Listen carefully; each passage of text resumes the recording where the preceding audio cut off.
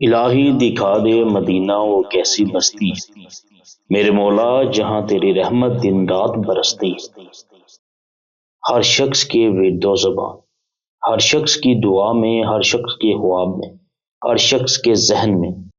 ہر شخص کے سجدے میں یہی دعا، یہی کلمات کیوں ہوتے؟ آخر مدینہ شریف کی اتنی اہمیت ہی کیوں ہے؟ ہم آپ کو اس کلپ میں بتائیں گے، کوشش کریں گے کہ ہم جتنا آپ کو بتا سکیں،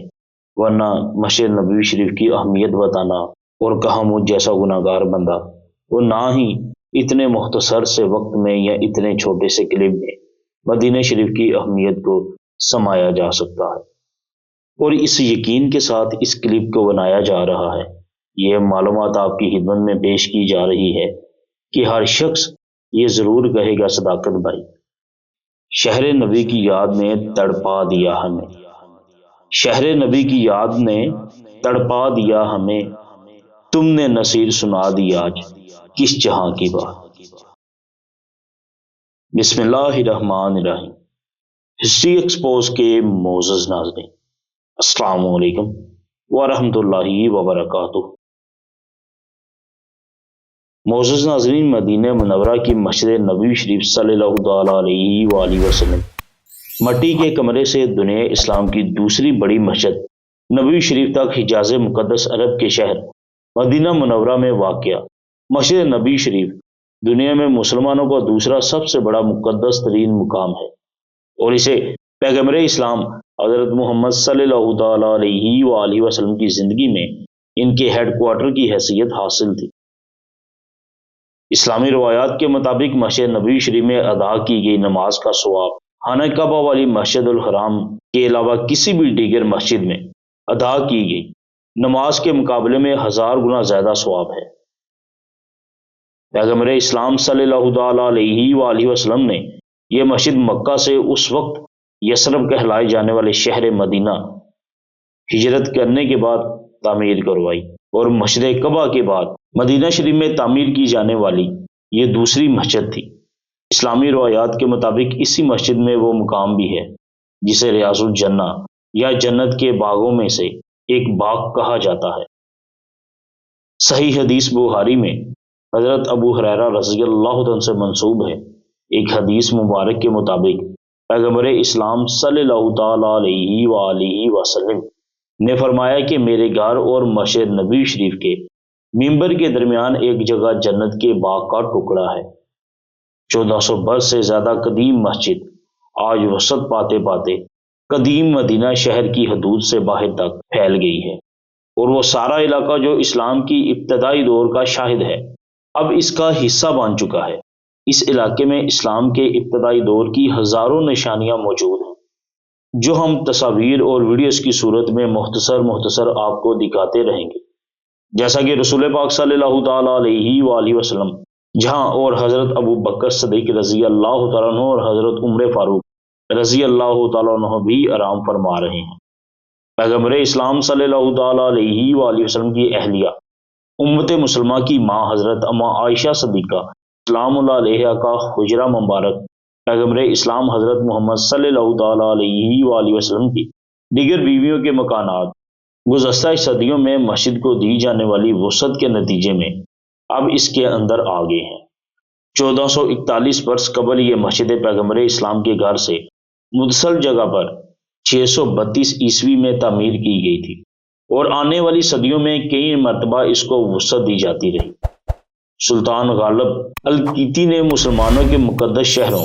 حج اور دنیا اسلام کے بارے میں اپنی کتاب میں لکھا ہے کہ 1909 میں جزیرہ نما عرب میں مسجد نبوی صلی اللہ تعالیٰ علیہ وآلہ وسلم وہ واحد عمارت تھی جہاں روشنی کے لیے بجلی کا استعمال کیا جاتا تھا۔ سعودی فرمانروا شاہ عبداللہ بن عبدالعزیز کے دور میں اس کو وسیع کرنے کا سب سے بڑا منصوبہ شروع کیا گیا، جو اب بھی تکمیل کے مراحل میں ہے۔ کہا جاتا ہے کہ اس منصوبے کی تکمیل کے بعد ہر برس کروڑوں عقیدت مندوں کی منزل بننے والی اس مسجد میں ایک وقت میں 18 لاکھ افراد کے نماز پڑھنے کی گنجائش ہوگی۔ عصر حاضر کے اسلامی فکر کے ایک ماہانہ رسالے میں مسجد نبوی شریف صلی اللہ تعالیٰ علیہ وآلہ وسلم کی تاریخ اور گنبد خضرا کے عنوان سے شائع ہونے والے ایک مضمون میں ظفر بنگش لکھتے ہیں کہ ابتدا میں مسجد نبوی شریف کا رقبہ صرف 98 ضربے 115 فٹ تھا، تاہم آنے والے ادوار میں مسجد کو کئی مرتبہ وسعت دی گئی تاکہ دنیا بھر میں آنے والے لوگوں، خاص طور پر حجاج کرام کے لیے ایک وقت میں نماز ادا کرنے کی زیادہ سے زیادہ گنجائش پیدا کی جا سکے۔ یاد رہے کہ یہ مسجد مسلمانوں کے ان 3 مقدس ترین مقامات مقدسہ میں سے ایک ہے۔ پہلی مسجد کعبۃ اللہ مکرمہ، دوسری مسجد نبوی شریف، تیسری مسجد اقصی فلسطین میں۔ مدینہ منورہ میں لاکھوں افراد جہاں ثواب حاصل کرنے کی غرض سے طویل سفر کی اجازت ہے۔ ڈاکٹر شفیق عمر نے اپنے ایک تحقیقی مکالمے میں تحریر کیا ہے کہ ابتدائی رقبے کے لحاظ سے یہ مسجد اب 100 گنا بڑی ہے اور تقریباً پورے قدیم شہر پر پھیلی ہوئی ہے۔ پروفیسر صاحب نے بیان کیا ہے کہ مسجد کی بیرونی دیوار اب جنت البقیع شریف کے قبرستان سے مل گئی ہے، جو پیغمبر اسلام حضرت محمد صلی اللہ تعالیٰ علیہ وآلہ وسلم کی زندگی میں شہر کے مسافات میں تھا، اور انہوں نے اس بارے میں حالیہ منصوبہ جو شاہ عبداللہ نے 2012 میں شروع کیا تھا، پائے تکمیل تک پہنچنے پر 18 لاکھ افراد کے لیے اس مسجد میں بوقت نماز ادا کرنے کی گنجائش فراہم کر دے گا، جو کہ عمرہ و حجاج کرام جو جاتے ہیں ان کو بہتر معلوم ہے۔ سعودی عرب کے وزیر خزانہ ابراہیم الاصحاف کا کہنا ہے کہ مسجد کے مرکزی حصے کی عمارت 6,14,800 مربع میٹر پر مشتمل ہوگی، جبکہ مسجد اور اس کے صحنوں کا مجموعی رقبہ 10,20,500 مربع میٹر پر محیط ہوگا، جس کے بعد 10 لاکھ افراد مسجد کے مرکزی عمارت اور 8 لاکھ اس کے بیرونی صحن میں بوقت نماز ادا کر سکیں گے۔ عرب نیوز نے مسجد کے ترجمان شیخ عبد الواحد الخطاب کے حوالے سے اطلاع دی تھی کہ شاہ عبداللہ نے مسجد کے اندر خصوصی طور تیار کی گئی 250 چھتریاں لگانے کا حکم دیا تھا، جو 1,34,000 مربع میٹر علاقے کو سایہ فراہم کریں گے۔ یہ خودکار چھتریاں دوہری تہہ والی ہوں گی تاکہ نمازیوں کو بارش اور صحرائے عرب کی چلچلاتی دھوپ سے مکمل طور پر محفوظ رکھا جائے۔ مسجد کو وسعت دینے کے منصوبے کے دوسرے اور تیسرے مرحلے میں 10 لاکھ نمازیوں کی گنجائش فراہم کر دی جائے گی، جبکہ پہلے مرحلے میں 8 لاکھ افراد کی جگہ بنائی جائے گی۔ مسجد کے گرد و نواح اور انتظام جنت البقیع کا تاریخی قبرستان، جو اب مسجد کے مغربی دیوار کے باہر ہے، اب چند عمارتوں اور جگہوں میں شامل ہے جو مسجد کے چاروں اطراف موجود ہے۔ یہ قبرستان بھی مسلمانوں کے لیے اہم ہے کیونکہ یہاں پیغمبر اسلام حضرت محمد صلی اللہ تعالیٰ علیہ وآلہ وسلم کی اہلیہ علیہ السلام اور صحابہ کرام علیہم رضوان کی قبور شریف ہیں، بالخصوص حضور نبی مکرم نور مجسم صلی اللہ تعالیٰ علیہ وآلہ وسلم کے صاحبزادے حضرت ابراہیم علیہ السلام، آپ کی ازواج مطہرات، آپ کی بیٹیاں حضرت زینب ام کلثوم، حضرت رقیہ، حضرت سیدہ فاطمہ الزہرا سلام اللہ علیہا، آپ کے داماد اور امت مسلمہ کے تیسرے امام حضرت عثمان غنی رضی اللہ تعالیٰ عنہ، اور آپ کے نواسے حضرت امام حسن مجتبیٰ علیہ السلام، امام زین العابدین، امام محمد باقر، امام جعفر صادق اور ہزاروں مقدس ترین ہستیاں شامل ہیں۔ مسجد نبوی شریف کے احاطے کے گرد جو دیگر عمارتیں اور جگہیں ہیں، ان میں سعودی حکومت کے ادارے، ہسپتال، شاپنگ مال، پرتعیش ہوٹل اور بڑی شاہراہیں شامل ہیں۔ مدینہ شریف کی مسجد نبوی اور مکہ کی مسجد الحرام دونوں کا انتظام ایک خصوصی ادارہ چلاتا ہے، جبکہ مسجد شریف کی نگرانی کی ذمہ داری سعودی شاہی خاندان کی ہے اور سعودی بادشاہ خود کو خادم الحرمین شریفین کہلواتے ہیں۔ امامت پیغمبر اسلام اور پہلی شخصیت تھے جنہوں نے اس مسجد میں نماز کی امامت کی۔ آپ حضور نبی مکرم نور مجسم صلی اللہ تعالیٰ علیہ وآلہ وسلم کے وصال کے بعد ان کے ساتھی حضرت امام ابو بکر صدیق رضی اللہ تعالیٰ عنہ، امام عمر بن خطاب رضی اللہ تعالیٰ عنہ، حضرت عثمان غنی رضی اللہ تعالیٰ عنہ، امام علی المرتضیٰ شیر خدا کرم اللہ وجہ الکریم، امام حسن مجتبیٰ، امام حسین علیہ السلام اور دیگر صحابہ کرام یہ عمل سر انجام دیتے رہے۔ اب شیخ علی بن عبد الرحمن الخزیفی اس وقت مسجد نبوی شریف کے مرکزی امام ہیں، تاہم 11 اکتوبر 2019 کو سعودی حکومت نے مزید 2 مستقل اماموں کی تعیناتی کی ہے، جن میں موجودہ امام کے بیٹے شیخ احمد حذیفی کے علاوہ شیخ خالد المہانہ شامل ہیں۔ ان کے علاوہ دیگر امام بھی موجود ہیں جو خصوصاً تہجد کی نماز کی امامت کرواتے ہیں۔ سبحان اللہ، یعنی تہجد کی نماز وہ بھی باجماعت رمضان المبارک شریف میں نبی مکرم نور مجسم صلی اللہ تعالیٰ علیہ وآلہ وسلم کے تمام صحابہ کرام نے حضرت عمر فاروق رضی اللہ عنہ کے دور مبارک میں 20 رکعت تراویحاں پڑھنے پر اتفاق کیا تھا۔ الحمدللہ آج بھی کعبہ شریف میں اور مسجد نبی شریف میں 20 رکعت تراویح ادا کی جاتی ہے۔ موزن المبارک پوری کے مطابق پیغمبر اسلام صلی اللہ تعالیٰ علیہ وآلہ وسلم نے اپنے صحابی حضرت بلال بن براہ رضی اللہ عنہ کو مسجد نبی شریف کا پہلا موزن مقرر کیا تھا۔ روایت کے مطابق جب صحابی رسول عبداللہ بن زید رضی اللہ عنہ نے پیغمبر اسلام صلی اللہ تعالیٰ علیہ وآلہ وسلم کو اذان کے بارے میں اپنے خواب سے آگاہ کیا تو انہوں نے ان سے کہا وہ حضرت بلال حبشی رضی اللہ عنہ کی تربیت کریں، کیونکہ ان کی آواز بلند ہے اور وہ لوگوں کو نماز کے لیے بلاوا دیا کریں گے۔ سعودی اخبار اور ریاض کے مطابق چیف موزن شیخ عبد الرحمن خسوقجی کا کہنا ہے کہ آج کل مسجد نبی شریف میں موزنوں کی تعداد 17 ہے جو روزانہ 5 وقت اذان دیتے ہیں۔ ہر روز ان میں سے 3 موزن 5 وقت کی مکبریہ میں سے اذان دیتے ہیں اور نماز کے دوران امام کی آواز نمازیوں تک واضح طور پر پہنچانے کے لیے دہراتے ہیں۔ ابتداء المبارک پوری کے مطابق پیغمبر اسلام صلی اللہ تعالیٰ علیہ وآلہ وسلم نے مدینہ پہنچنے پر یہ زمین 10 دینار میں 2 یتیم ساحل اور سہیل سے خریدی تھی۔ اس سے قبل یہ زمین کھجوریں سکانے کے لیے استعمال ہوتی تھی۔ پیغمبر اسلام صلی اللہ تعالیٰ علیہ وآلہ وسلم نے خود اس مسجد کی تعمیر میں شرکت کی تھی۔ تعمیر کے لیے پتھر کی بنیادوں کا استعمال کیا گیا اور مٹی کی دیواریں بنائی گئیں۔ کھجور کے درختوں کے تنے اور شاخیں چھتوں کے لیے استعمال کی گئی تھی۔ اس وقت مسجد کے 3 دروازے تھے اور اس کا رخ مسجد اقصیٰ کی جانب تھا جو کہ اس وقت کا قبلہ اول تھا۔ اس میں غریبوں اور مسافروں کو پناہ دینے کے لیے ایک سایہ دار حصہ بنایا گیا تھا۔ بعد میں قبلہ کا رخ تبدیل کر کے کعبہ شریف کی جانب کر دیا گیا تھا اور ایک دروازے کو بند کر کے دوسری سمت میں ایک اور دروازہ بنایا گیا تھا۔ جب صحابہ کرام علیہم رضوان نے پیغمبر اسلام صلی اللہ تعالیٰ علیہ وآلہ وسلم کو تجویز دی کہ چھت کو گارے سے پختہ کر دیا جائے تو انہوں نے انکار کرتے ہوئے کہا نہیں، یہ چھت عرش موسیٰ کی طرح رہے گی، موسیٰ کی چھپر نما چھت کی طرح۔ اس کے 3 سال بعد تک فرش کو کسی چیز سے دھکا نہیں گیا تھا۔ مسجد کے ترجمان کا کہنا ہے کہ مسجد کا ابتدائی رقبہ 1050 مربع میٹر تھا اور ہجرت کے 7 سال بعد پیغمبر اسلام صلی اللہ تعالیٰ علیہ وآلہ وسلم کی ہدایت پر اسے بڑھا کر 1425 مربع میٹر کر دیا گیا تھا۔ پیغمبر اسلام صلی اللہ تعالیٰ علیہ وآلہ وسلم کا مکان مسجد کے بالکل ساتھ بنایا گیا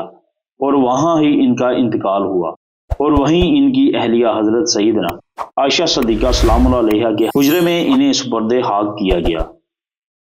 ڈاکٹر زریوا کہتے ہیں کہ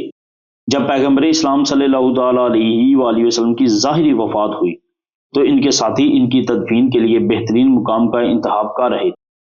تو حضرت ابو بکر صدیق رضی اللہ عنہ نے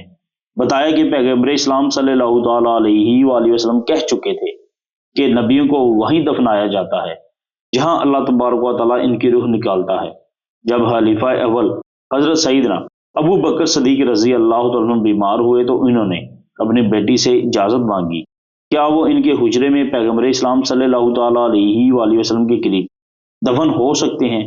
جس پر حضرت عائشہ صدیقہ نے رضامندی ظاہر کر دی۔ خلیفہ دوم حضرت عمر فاروق رضی اللہ عنہ نے بھی ایسا ہی کیا تو انہوں نے بھی پیغمبر اسلام صلی اللہ تعالیٰ علیہ وآلہ وسلم اور پہلے خلیفہ حضرت سیدنا ابو بکر صدیق رضی اللہ عنہ کے قریب دفن ہونے کی اجازت مل گئی۔ تاہم کئی صدیوں سے مسجد کے پھیلاؤ کی وجہ سے قبروں والا یہ حجرہ مسجد کے اندر آ گیا۔ مسجد نبی شریف صلی اللہ تعالیٰ علیہ وآلہ وسلم کا معروف سبز گنبد اس حجرے کے اوپر ہی بنایا گیا۔ مسجد کی خوبصورتی شاندار طرز تعمیر اور جدید ترین ٹیکنالوجی سے بنائی گئی۔ اس عمارت کی ہر چیز انتہائی خوبصورت ہے اور مبالغہ آرائی کے بغیر بھی کہیں تو یہ عمارت دور سے بھی بہت خوبصورت اور دلکش اور پیاری نظر آتی ہے۔ اس مسجد میں اندر سے لے کر باہر تک اس کی ٹیکنالوجی، طرز تعمیر، اس کی مینجمنٹ، اس کے وسائل کے استعمال، ہر طرح سے حسن جھلکتا ہے۔ اپنے ہاتھوں سے اس کے صحن تک اور دیدہ زیب زر و جوہرات سے مزین چھتوں تک، اس کے حجم اور اس کی بلندی سے لے کر اس کے گنبدوں اور میناروں تک، اس کے صحنوں، اس کی چھتریوں سے لے کر اس کی چھت تک، اس کی روشنیوں اور ساؤنڈ سسٹم سے لے کر اس کی ٹھنڈک اور اس کی راحت تک، اس کی دیواروں اور اس کے فرش سے لے کر اس کے دروازوں اور سیڑھیوں تک، یہاں تک کہ اس کے ستونوں اور غالیچوں کی آرائش کو بھی الفاظ میں بیان کرنا ناانصافی ہوگی۔ اس مسجد کے ترجمان شیخ عبد الواحد الخطب کا کہنا ہے کہ اس کمپاؤنڈ میں 250 میناروں پر خودکار چھتریاں لگائی گئی ہیں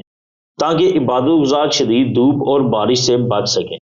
ان چھتریوں کے اپنے ہی پانی کی نکاسی کا نظام بنایا گیا ہے اور ہر ایک 143 مربع میٹر جگہ پر سایہ فراہم کرتی اور 800 عبادت گزاروں کو موسم کی سختیوں سے بچاتی ہے۔ مسجد کے دروازے فی الحال مسجد کے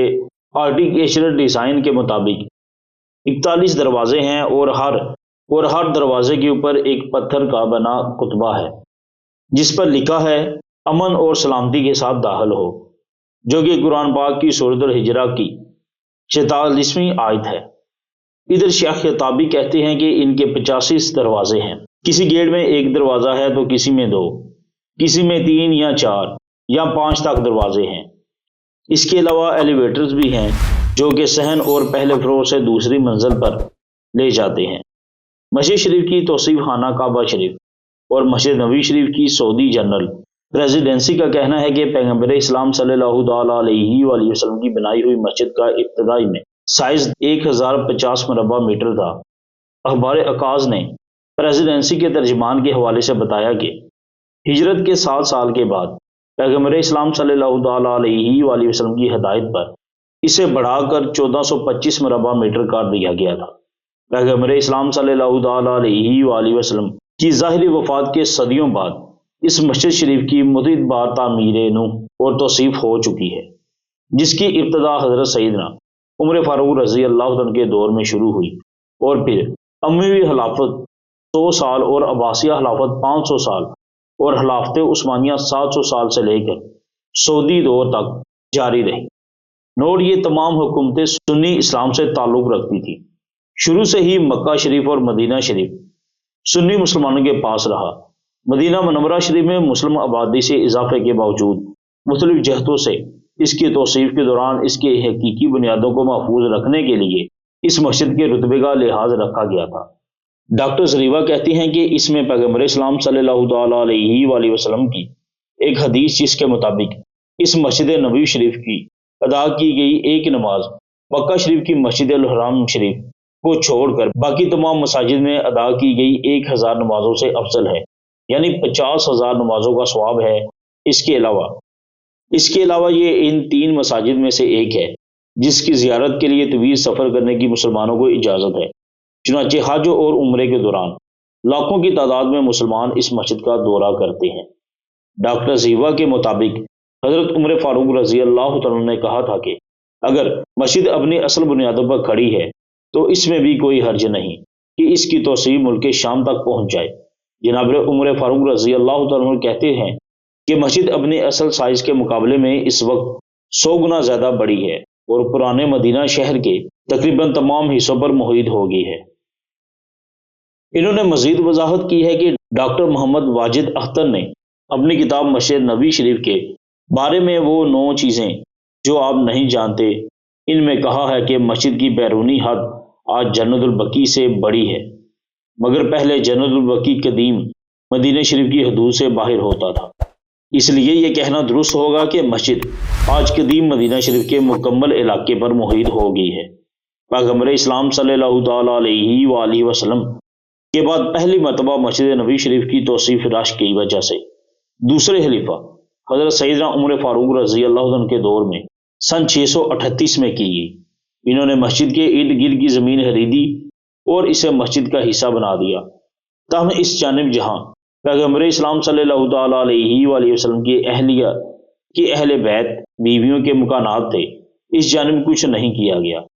تیسرے خلیفہ حضرت عثمان بن عفان رضی اللہ عنہ بھی سن 650 یعنی 29 ہجری نے صحابہ کرام سے مشاورت کے بعد مسجد کو اپ گریڈ کیا۔ اخبار عرب نیوز کے مطابق انہوں نے پلستر اور تراشے ہوئے پتھر کی دیواریں بنوائیں، تراشے ہوئے پتھروں اور لوہے کی مدد سے ستون بنوائے اور ٹیل کی لکڑی کی چھت بنوائی۔ سن 707 عیسوی یعنی 88 ہجری میں مدینہ شریف کے گورنر حضرت عمر بن عبد العزیز نے بنو امیہ کے خلیفہ ولید بن عبد المالک کے احکام پر مسجد شریف کا احاطہ بڑھا کر اسے 6440 مربع میٹر تک لے گئے۔ انہوں نے 4 مینار بنوائے، ایک محراب بنوائی۔ داخلی ستونوں کو سنگ مرمر اور سونے کے کام سے سجایا گیا اور ان کی تعداد 232 تک پہنچ گئی۔ عباسی خلیفہ المہدی نے 161 سے 165 ہجری میں مسجد میں کام کروایا، جس کے بعد اس کا رقبہ 8890 مربع میٹر ہو گیا اور اس میں 60 کھڑکیاں اور 24 دروازے لگائے گئے۔ سن 1257 یعنی 654 ہجری میں جب مسجد نبی شریف کو ایک سازش کے تحت آگ لگائی گئی تو خلیفہ معتصم باللہ عباسی نے اسے دوبارہ تعمیر کرنے کی ٹھانی، مگر 656 ہجری میں بغداد پر تاتاریوں کے حملے کے باعث وہ یہ کام نہ کر سکے، کیونکہ مسلمانوں کی دوسری خلافتیں وحشی منگولوں نے ختم کر دی تھی۔ مملوک سلطنت دور میں اس کی تعمیر نو کی گئی، جنہوں نے 4 مرکزی دروازوں کو چھوڑ کر باقی تمام دروازوں کو پیتل کی نقاشی سے بند کر دیا۔ سلطنت عثمانیہ دور میں سلطان سلمان عثمانی نے گنبد کی مرمت کروائی اور 974 ہجری میں سونے کا پانی چڑھا ہوا تانبے کا بنایا نیا حلال نصب کیا۔ اس سے قبل ممالکوں دور میں مینار اور گنبد پر حلال لگانا شروع کیا گیا تھا۔ سن 1228 ہجری میں سلطان محمود عثمانی کے دور میں گنبد کو سبز رنگ دیا گیا تھا، جو کہ آج تک اسی رنگ کا ہے۔ سلطان عبد الماجد عثمانی نے اس وقت مسجد کی توسیع کروائی جب 1277 ہجری میں اس میں دراڑیں پائی گئی تھیں، اور اس توسیع کے بعد مسجد کا رقبہ 1303 مربع میٹر ہو گیا۔ خبر رساں ادارے الجزیرہ کے مطابق 5 نئے دروازے شامل کیے گئے اور دیواروں کی اونچائی بڑھا کر 11 میٹر کر دی گئی۔ 170 چھوٹے گنبد لگائے گئے، 600 تیل کے لیمپ بھی شامل کیے گئے۔ تاریخ دان سلطان غالب الکویتی کے مطابق سن 1909 یعنی 1327 ہجری میں مسجد نبی شریف جزیرہ نما عرب میں وہ پہلا مقام تھی جہاں بجلی لگائی گئی۔ سعودی دور میں آئیں تو شاہ عبد العزیز ال سعود نے 1950 میں مسجد کا احاطہ بڑھا کر 16,327 مربع میٹر تک لے گئے، جس میں 706 ستون اور 170 گنبد تھے۔ ترجمان الحطاب کے مطابق اسی دور میں مسجد شریف میں بجلی کی رسد ایک خصوصی اسٹیشن سے آنے لگی اور لیمپوں کی تعداد 2427 ہو گئی۔ 1973 میں شاہ فیصل شہید نے مسجد کے مغرب میں 35,000 مربع میٹر مسجد کے لیے مختص کر دیا اور اس سارے حصے میں پنکھے اور سپیکرز نصب کیے گئے اور چھتریاں بھی لگائی گئیں۔ سن 1398 ہجری میں شاہ خالد بن عبد العزیز کے توسیع کے بعد شاہ فہد نے 1405 سے 1414 ہجری کے دوران ایک اور توسیع منصوبہ شروع کیا۔ داخلی گزرگاہیں وسیع کی گئیں جبکہ برقی سیڑھیاں بھی بنائی گئیں، جس کے بعد حرم شریف کے دروازے اور داخلی گزرگاہوں کی کل تعداد 85 ہوگی۔ خوبصورت تزئین و آرائش والے گنبد، 4 مینار اور 13 دروازے اس کے علاوہ تھے۔ سب سے بڑے توسیعی منصوبے کی اب انتقال کر چکے شاہ عبد العزیز نے 2012 میں منظوری دی تھی تاکہ منصوبے کی تکمیل کے بعد 20 لاکھ عبادت گزار یہاں سما سکیں۔ وزیر خزانہ ابراہیم العصاف نے کہا تھا کہ یہ عمارت 6,14,800 مربع میٹر کے رقبے پر ہوگی اور مسجد اور صحنوں کا کل رقبہ 10,20,500 مربع میٹر ہوگا۔ انہوں نے مزید بتایا کہ اس کے بعد مسجد شریف میں 10 لاکھ جبکہ صحن میں 8 لاکھ عبادت گزار سما سکیں گے۔ الحطب کا کہنا تھا کہ شاہ عبداللہ نے مسجد کے صحنوں اور احاطوں کے ستونوں پر 250 چھتریوں کی ترسیب کا بھی حکم دیا تھا تاکہ 1,43,000 مربع میٹر تک یہ جگہ سایہ فراہم کیا جا سکے۔ خودکار چھتریاں 2 مختلف اونچائیوں کی تھی تاکہ وہ ایک دوسرے کے اوپر چھا سکیں اور عبادت گزاروں تک دھوپ یا بارش کو پہنچنے سے روک سکیں۔ موجودہ توسیع منصوبے میں مشرقی اور مغربی جانب 12.5 ایکڑ رقبے پر موجودہ تعمیرات کو ہٹا دیا جائے گا۔ انہوں نے مزید بتایا کہ جب شاہ سلمان نے شاہ عبداللہ کے بعد تخت سنبھالا تو انہوں نے توسیع منصوبہ اور دیگر کام دوبارہ شروع کرنے پر زور دیا تاکہ حرمین شریفین کو بہترین بنایا جا سکے اور یہاں تمام سہولیات فراہم کی جا سکے تاکہ زائرین آسانی سے حج اور عمرہ کر سکیں۔ توقع ہے کہ توسیع منصوبے کے دور اور تیسرے مرحلے کے اختتام پر 10 لاکھ سے بھی زائد عبادت گزاروں کے لیے جگہ بن جائے گی، جبکہ پہلی توسیع میں 8 لاکھ عبادت گزاروں کے لیے جگہ بنے گی۔ ان کا کہنا تھا کہ مجموعی طور پر پورا توسیع منصوبہ 2040 تک 12 لاکھ مزید عبادت گزاروں کے لیے جگہ پیدا کرے گا۔ یادگاریں پیغمبر اسلام صلی اللہ تعالیٰ علیہ وآلہ وسلم کا ممبر، جس ممبر پر اسلام کے پیغمبر حضور نبی مکرم نور مجسم صلی اللہ تعالیٰ علیہ وآلہ وسلم اپنے ساتھیوں یعنی صحابہ کرام علیہم رضوان کے سامنے خطبہ دیا کرتے تھے، وہ جگہ مسجد نبوی شریف کی سب سے نمایاں اور مقدس جگہوں میں سے ہے۔ مبارک پوری کے مطابق مسجد کا پہلا منبر کھجور کی لکڑی سے بنایا گیا تھا اور اس میں 3 زینیں تھیں۔ پیغمبر اسلام صلی اللہ تعالیٰ علیہ وآلہ وسلم کے بعد مسلمانوں کی قیادت کرنے والے خلفائے اسلام نے بھی اپنے خطبوں کے لیے اس منبر کا استعمال کیا۔ حضرت سیدنا ابوبکر صدیق رضی اللہ عنہ، حضرت سیدنا عمر فاروق رضی اللہ عنہ کے دور خلافت میں بھی وہ دونوں ممبر کے دوسرے زینوں سے خطبے دیا کرتے تھے۔ حضرت سیدنا عثمان غنی رضی اللہ تعالیٰ عنہ اپنے خطبے پہلے زینے سے دیتے، مگر بعد میں انہوں نے بھی پیغمبر اسلام صلی اللہ تعالیٰ علیہ وآلہ وسلم کی طرح تیسرے زینہ استعمال کرنا شروع کر دیا۔ مگر 886 ہجری میں مسجد نبوی شریف میں لگنے والی ایک آگ میں پیغمبر اسلام صلی اللہ تعالیٰ علیہ وآلہ وسلم کا ممبر جل گیا، جس کے بعد شہر کے لوگوں نے اینٹوں کا ایک ممبر بنا دیا اور اس کے بعد مملوک سلطان قادبائی نے سفید سنگ مرمر کا بنا ہوا ممبر بچھوایا۔ محراب وہ جگہ ہے جہاں کھڑے ہو کر امام باجماعت نماز کی قیادت کرواتے ہیں۔ مسجد نبوی شریف میں 2 محرابیں ہیں۔ ایک محراب اصلی عمارت میں وہ ہے جہاں سے پیغمبر اسلام صلی اللہ تعالیٰ علیہ وآلہ وسلم کھڑے ہو کر نماز پڑھایا کرتے تھے۔ یہ محراب ممبر کے نزدیک ہے جو اب روزے اور مقبریہ کے ساتھ ہے، جہاں سے اذان دی جاتی ہے۔ ڈاکٹر اختر نے بتایا کہ مسجد نبوی شریف نبی محراب اب اس پورے حصے پر محیط ہے جہاں پیغمبر اسلام حضرت محمد صلی اللہ تعالیٰ علیہ وآلہ وسلم کھڑے ہو کر نماز پڑھایا کرتے تھے۔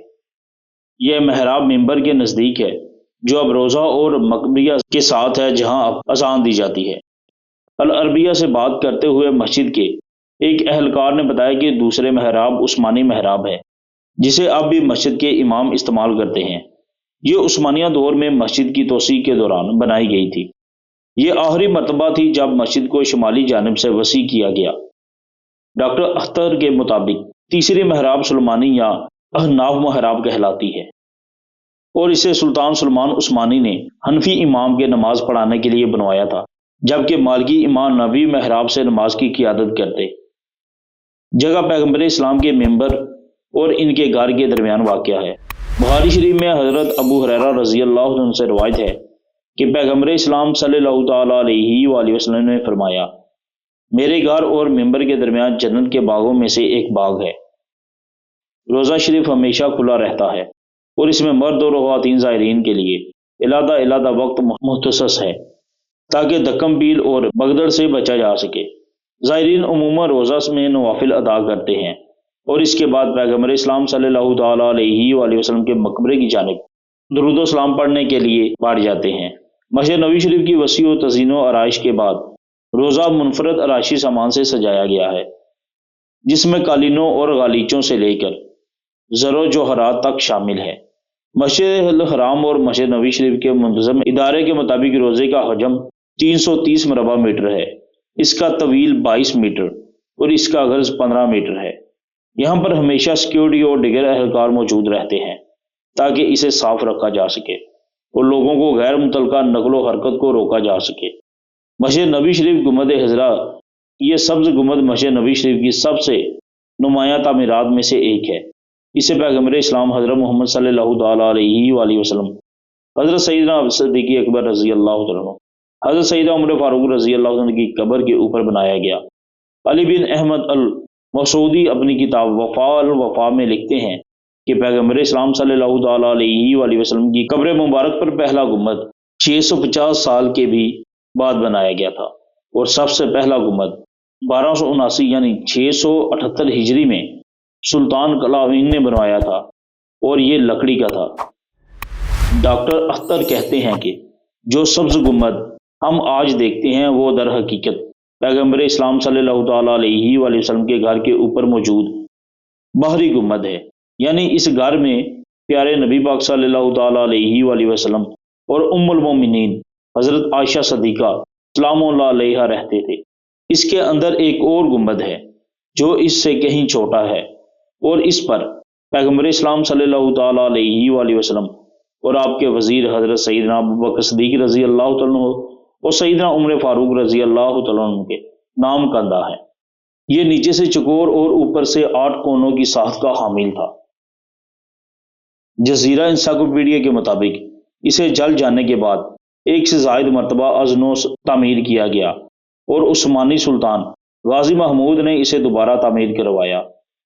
رفعت پاشا عثمانی کی ڈائریاں جلد اول صفحہ 464 سے 465 کا حوالہ دیتے ہوئے ڈاکٹر اختر بتاتے ہیں کہ 1837 میں سبز پینٹ کیے جانے سے قبل اسے طویل ترین عرصے تک سفید اور بعد میں بیگنی نیلے رنگ سے پینٹ کیا گیا تھا۔ مسجد کے منتظم ادارے کے مطابق لائبریری میں 1352 ہجری میں مدینہ شریف کے ڈائریکٹر اوقاف عبید مدنی کی تجویز پر قائم کی گئی تھی۔ یہاں موجود کچھ کتابیں لائبریری کے قیام سے پہلے بھی مسجد نبی شریف میں موجود تھی، جیسا کہ 1320 ہجری میں مکتبہ شیخ محمد عزیز الوزیر یہ ان کتابوں میں سے ہے جنہیں لائبریری کے قیام کے بعد یہاں متعارف کروایا گیا۔ مطالعے کے کمرے کے علاوہ لائبریری میں department of audio library section 17 ہے، جس میں مسجد نبی شریف کے درس، خطبے اور عبادت کو محفوظ کیا جاتا تھا۔ ٹیکنیکل سیکشن دروازہ 22 میں مسودوں کی صفائی، بحالی اور جلد بندی کا کام کیا جاتا ہے۔ مردوں، خواتین اور بچوں کے مطالعے کے لیے کمروں کی حامل لائبریری مسجد کے اندر باب سیدنا امیر عثمان غنی رضی اللہ عنہ کے دوسرے راؤنڈ میں اس کی خدمات سے تمام زائرین فائدہ اٹھا سکتے ہیں۔ دنیا کی سب سے بڑی مساجد میں سے ایک مسجد نبی شریف خوبصورت سجاوٹ اور جدید ٹیکنالوجی کا مجموعہ ہے، اور اس کی آڑ سر نو تعمیر، توسیع اور آرائش پر اربوں سعودی ریال خرچ ہو رہے ہیں۔ ماہ رمضان شریف اور حج کے دوران لاکھوں زائرین کی میزبانی کے لیے مسجد نبی شریف کے رکھوالے یعنی سعودی شاہی محل نے ہر دور میں اسے مزید آرام دہ اور دیدہ سے بنانے کے لیے اپنے عزم کو قائم رکھا۔ مسجد نبی شریف کی حاضری حج یا عمرے کی زیارت کا حصہ شاید نہ ہو، مگر زائرین کی اکثریت مسجد نبی شریف کی حاضری اور پیغمبر اسلام صلی اللہ تعالیٰ علیہ وآلہ وسلم کو درود و سلام کیے بغیر مطمئن نہیں ہو سکتی، کیونکہ ہر امتی کے دل میں خواہش اور تمنا ہے کہ وہ پیارے نبی پاک صلی اللہ تعالیٰ علیہ وآلہ وسلم کے روضہ اقدس پر حاضری دے اور حضور نبی پاک صلی اللہ تعالیٰ علیہ وآلہ وسلم کو اپنا سلام پیش کرے۔ اس کے لیے ہر امتی تڑپتا ہے، جیسا کہ حضرت شیخ جلال الدین رومی، حضرت عبد الرحمن جامی، حضرت شیخ سعدی شیرازی رحمۃ اللہ تعالیٰ علیہ اور لاکھوں عاشقان رسول در رسول پاک صلی اللہ تعالیٰ علیہ وآلہ وسلم کو دیکھنے کی تمنا لیے پھرتے ہیں۔ کوئی جلد پہنچ جاتا ہے تو کوئی دیر سے، جس طرح کہ ہمارے پیارے بھائی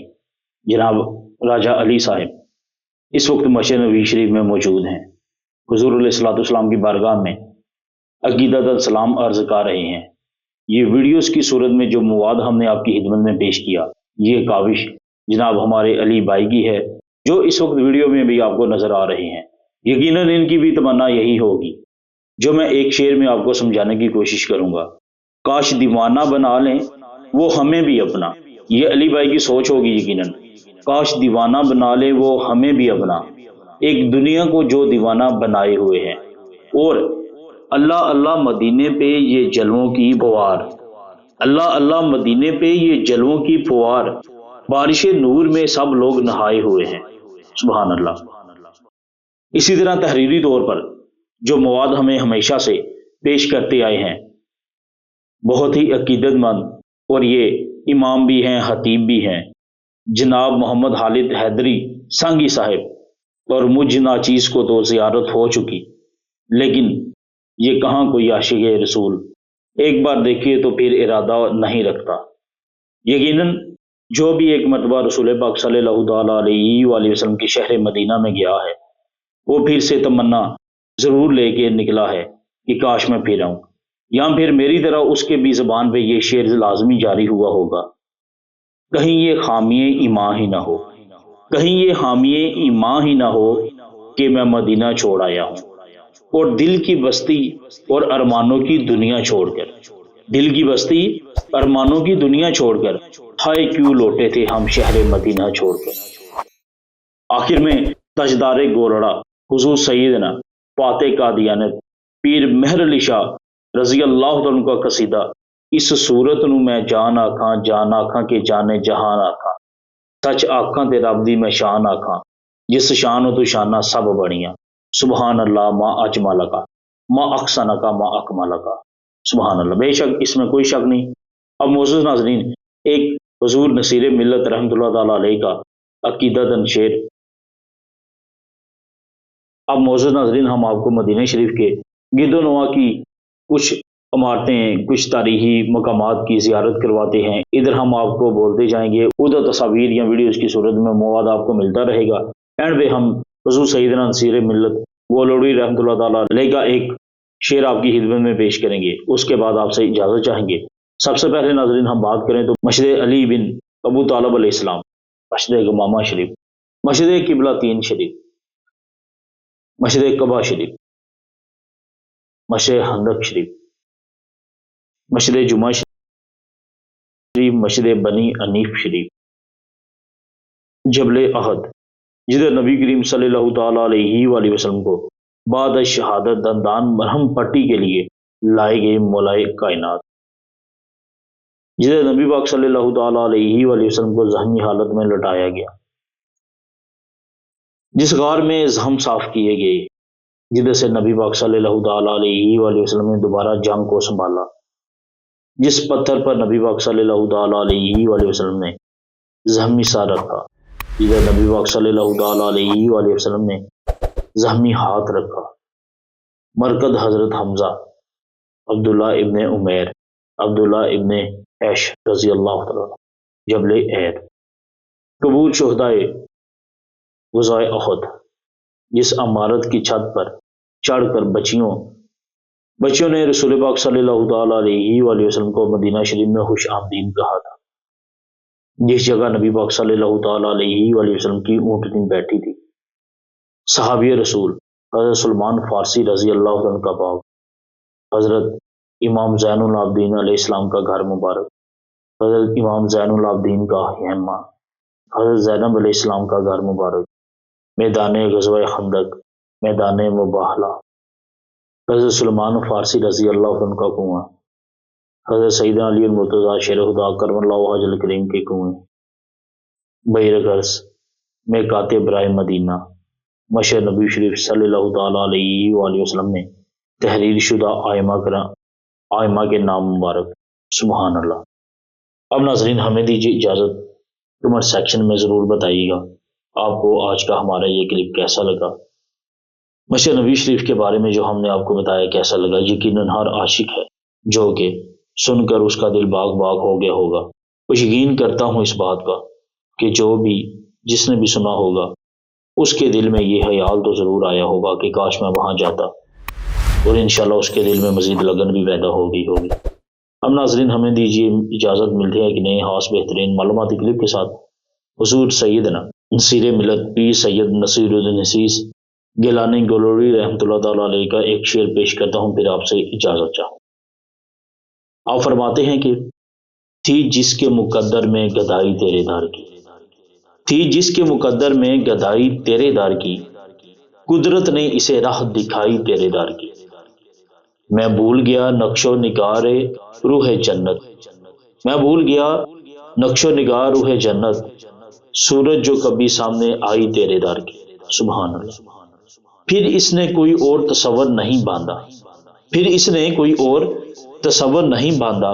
ہم نے جسے تصویر دکھائی تیرے دار کی۔ یقیناً یہ ویڈیو دیکھ کر بھی آپ کا یہی حال ہوگا انشاءاللہ۔ رویا ہوں میں اس شخص کے پاؤں سے لپٹ کر، رویا ہوں میں اس شخص کے پاؤں سے لپٹ کر، جس نے بھی کوئی بات سنائی تیرے دار کی، یہ ارض و سماوات تیری ذات کا صدقہ، یہ ارض و سماوات تیری ذات کا صدقہ، محتاج ہے یہ ساری خدائی تیرے در کی۔ آیا ہے نصیر آج تمنا یہی لے کر، اپنے بارے میں پھر کہتے ہیں آیا ہے نصیر آج تمنا یہی لے کر، پلکوں سے کیے جائے صفائی تیرے در کی۔ سبحان اللہ۔